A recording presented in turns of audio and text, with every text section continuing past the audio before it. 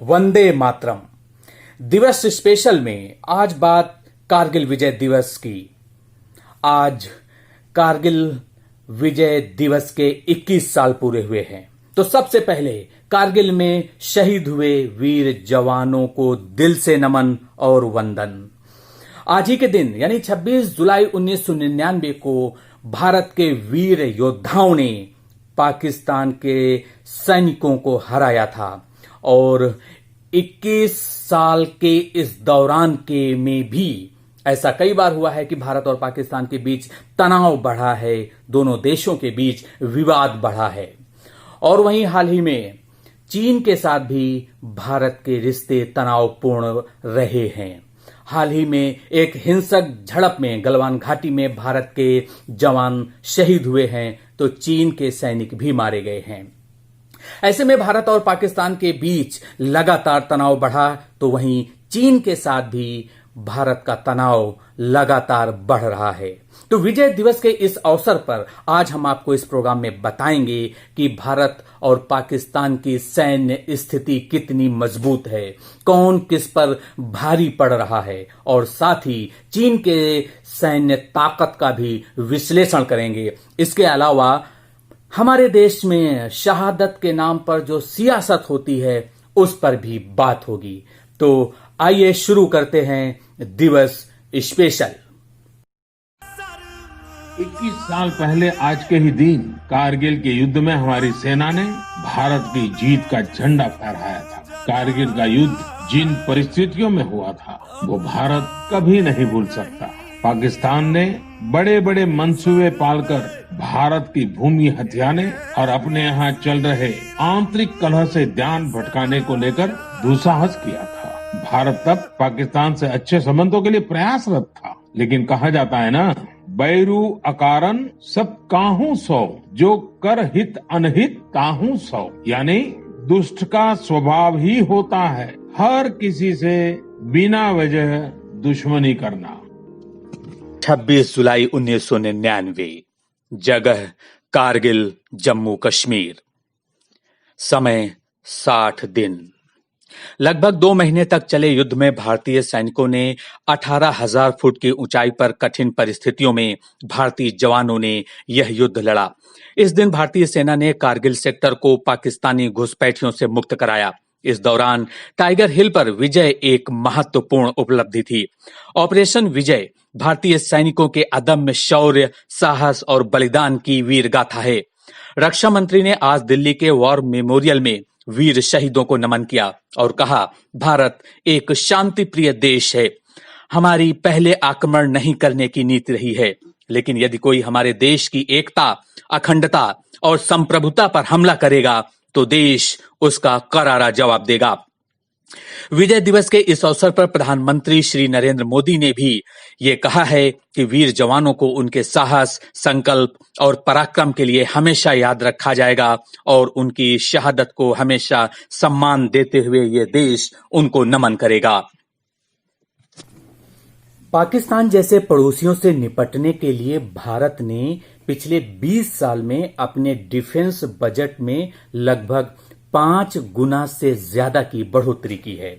तो वहीं पाकिस्तान ने भी इन्हीं दौरान यानी 20 साल में ही अपने डिफेंस बजट को 3 गुना कर दिया है। ऐसे में दोनों देशों के बीच हमेशा से जब तनावपूर्ण रिश्ते हों तो दोनों देशों की सैन्य स्थिति का आकलन करना बेहद जरूरी हो जाता है। तो कौन किस पर पड़ेगा भारी, आइए देखते हैं इस रिपोर्ट में हमारी। भारत और पाकिस्तान दोनों के पास न्यूक्लियर वेपन है। भारत की नो फर्स्ट यूज की परमाणु नीति है, वहीं पाकिस्तान इस नीति को नकारता है। फिलहाल दोनों के पास लगभग बराबर न्यूक्लियर वेपन है।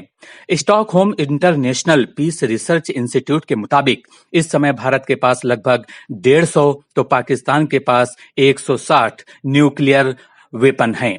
कारगिल के समय यानी 1999 में भारत का डिफेंस बजट 104,000 करोड़ रुपए का था, वहीं पाकिस्तान का डिफेंस बजट 23,000 करोड़ रुपए का है। आज यानी 2020 में पाकिस्तान का डिफेंस बजट बढ़कर 77,000 करोड़ रुपए हो गया है, जो आज भी भारत के डिफेंस बजट से लगभग 27,000 करोड़ रुपए कम है। भारत आर्म्ड फोर्स के हिसाब से पाकिस्तान से 3 गुना ज्यादा बड़ा है। 1999 में भारत की आर्म फोर्सेस की संख्या लगभग 23 लाख के आसपास थी। वहीं 2019 में यह बढ़कर 30 लाख से ऊपर हो गई है, यानी 20 साल में 7 लाख सैन्य बलों का इजाफा। वहीं पाकिस्तान की आर्म्ड फोर्सेस की संख्या 1999 में 8 लाख थी, जो अब यानी 2020 में 19 लाख है। यानी सैन्य बलों की संख्या के आधार पर भी भारत के आगे पाकिस्तान कहीं नहीं टिकता है। तो आपने देखा, भारत की सैन्य स्थिति पाकिस्तान के मुकाबले बहुत बेहतर है और मजबूत स्थिति में है। ऐसे में हमारे देश को असली खतरा पाकिस्तान से नहीं बल्कि चीन से है। डिफेंस एक्सपर्ट्स की भी माने तो चीन की चाल, उसकी चालाकी और उसके चरित्र से निपटने के लिए भारत को कूटनीतिक स्तर पर और अधिक सतर्क रहने की जरूरत है। ऐसे में अब हम आपको बताएंगे कि भारत की सैन्य स्थिति के मुकाबले चीन कहां पर है और दोनों देशों के बीच सैन्य स्थिति में कौन कितना मजबूत है। भारत विकासवाद पर भरोसा करता है और चीन विस्तारवाद पर। अपनी इसी विस्तारवादी नीति के कारण भारत और चीन के बीच विवाद और तनाव लगातार बढ़ता रहा है। हाल ही में गलवान घाटी में दोनों देशों के सैनिकों के बीच हुई हिंसक झड़प इसका उदाहरण है। ऐसे में दोनों देशों के बीच सैन्य स्थिति का आकलन करना जरूरी हो जाता है। ग्लोबल फायर पावर के अनुसार विमान शक्ति के मामले में चीन तीसरे और भारत चौथे स्थान पर है। वहीं चीन के पास भारत के मुकाबले में 2 गुना अधिक लड़ाकू और इंटरसेप्टर विमान हैं। चीन 261 अरब डॉलर के कुल सैन्य खर्च के साथ दुनिया में दूसरे स्थान पर है, जबकि भारत 71 अरब डॉलर के कुल सैन्य खर्च के साथ तीसरे स्थान पर है। वहीं 2020 में दुनिया का सबसे बड़ा सक्रिय सैन्य बल चीन के पास है। चीन के पास लगभग 21 लाख से अधिक सक्रिय सैनिक हैं, वहीं भारत के पास 14 लाख सैनिक हैं। ऐसे में चीन का पलड़ा अधिक भारी लग रहा है, लेकिन भारत कूटनीतिक स्तर पर बेहतर काम कर रहा है। अमेरिका, रूस, जापान समेत कई देश आज चीन के बजाय भारत का साथ दे रहे हैं।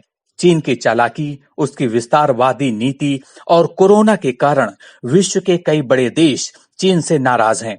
ऐसे में वे देश भारत के साथ हैं। भारत की कूटनीति के कारण ही गलवान में चीन सैनिकों को अपने कदम पीछे खींचने पड़े।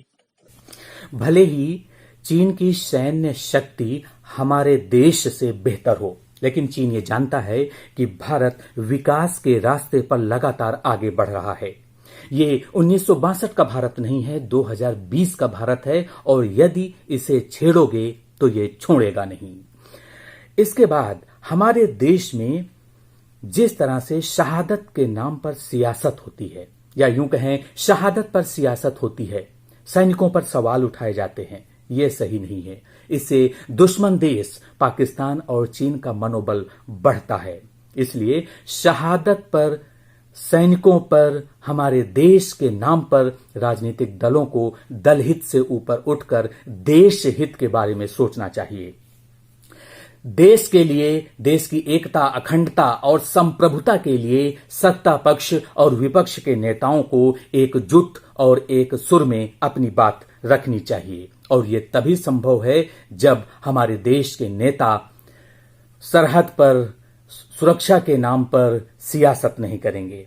और यदि हमारे देश के राजनीतिक दल, चाहे वो किसी भी पार्टी के हों, सत्ता में हों या विपक्ष में हों, वो एकजुट रहेंगे, एक सुर में हमारे देश के वीर सैनिकों के सम्मान में आवाज उठाएंगे, तो ये दुश्मन देश हमारे देश की सरहद पर कुदृष्टि नहीं डाल पाएंगे।